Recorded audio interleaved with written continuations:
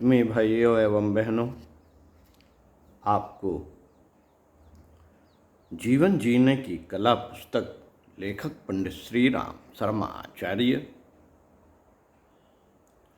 Unit 5 पशुओं जैसा जीवन त्यागिए पढ़कर सुनाते हैं। आइए सुनते हैं। मानव और पशु में अंतर। मित्रों, मानवीय मूल्यों को संबंध में पढ़ा था।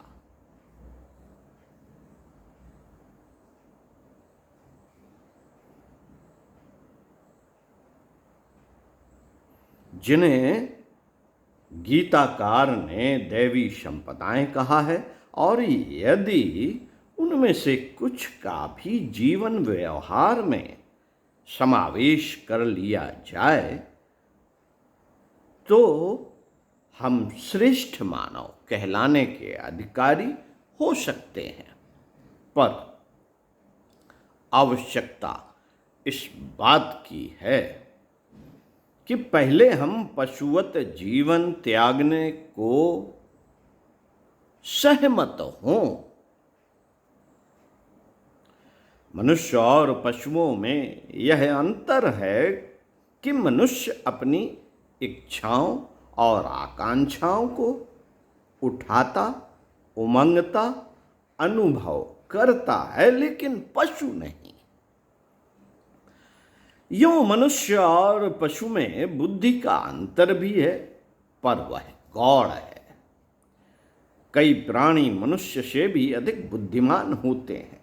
मनुष्य के अंदर और अपना हित और अंतस में इच्छा, आकांक्षाओं के ज्वार निरंतर उठते हैं, और उनकी प्रेरणाओं से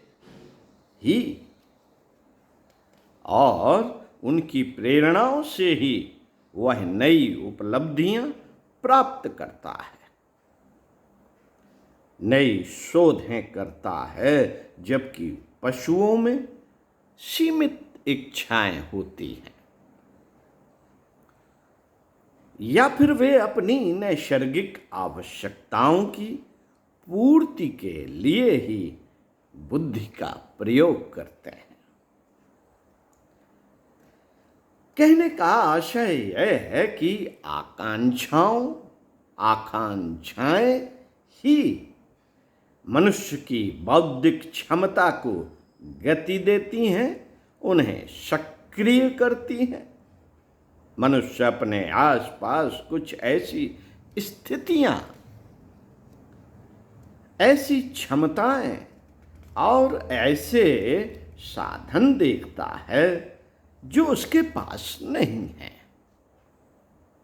बुद्धि उन्हें पास कर देती है और उसी का सूक्ष्म रूप अंतःकरण उन्हें पाने के लिए मचल उठता है, तथा जिसे बुद्धि के नाम से जानते हैं वह चेतनाओं से प्राप्त करने के उपाय सोचती है।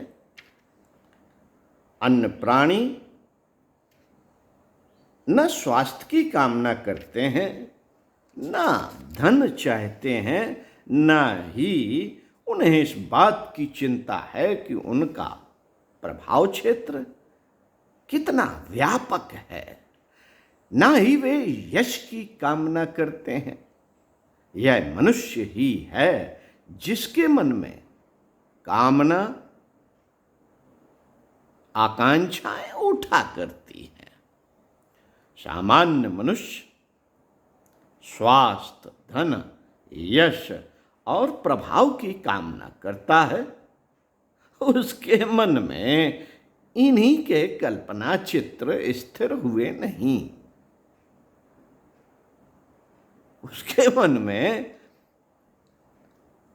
इन्हीं के कल्पना चित्र स्थिर हुए नहीं कि वह इनकी पूर्ति में लग जाता है।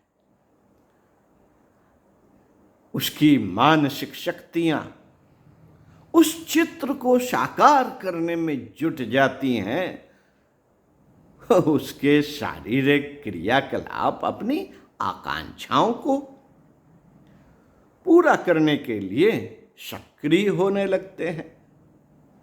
मित्रों, इच्छाओं और आकांक्षाओं को इसी कारण मनुष्य की प्रगति का मूल कहा जाता है, क्योंकि दिखाई देने वाली प्रवृत्तियां तो बाद में उभरती हैं। वे प्रवृत्तियां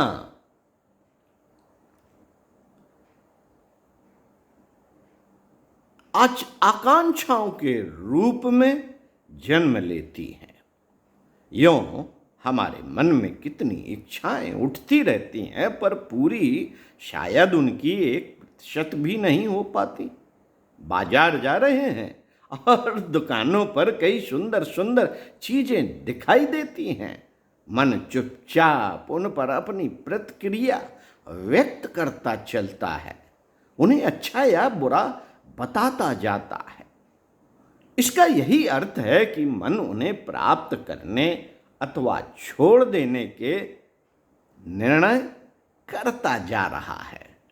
ये प्रतिक्रियाएं इस बात का संकेत हैं कि मन उन चीजों की प्राप्ति की कल्पना करता चल रहा है और उस कल्पना से आनंदित होता जा रहा है, क्योंकि मन का स्वभाव है कि जिस चीज को वह पसंद करता है उसे वह प्राप्त भी करना चाहता है।